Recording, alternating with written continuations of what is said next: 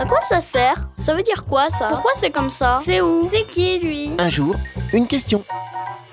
Pourquoi y a-t-il une fête du travail?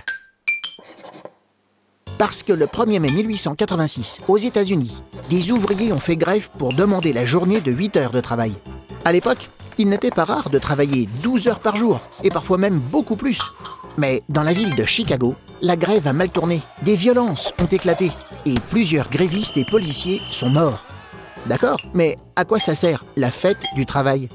Pendant des années, le 1er mai n'a pas été une fête, mais plutôt un jour d'hommage aux victimes de la grève de 1886. Et un jour de protestation pour les syndicats ouvriers, des associations qui défendent les droits de ces travailleurs.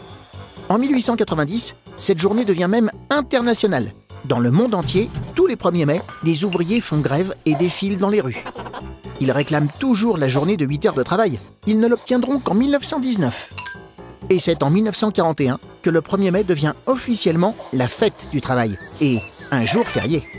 Quelques années plus tard, en 1947, une loi oblige les entreprises à payer leurs employés ce jour-là, bien qu'ils ne travaillent pas. Aujourd'hui, en France, nous travaillons en moyenne 7 heures par jour.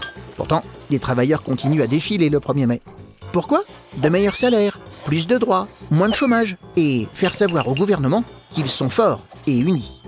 Mais le 1er mai, c'est aussi une journée de repos en famille et l'occasion d'offrir un brin de muguet porte-bonheur à ceux que l'on aime.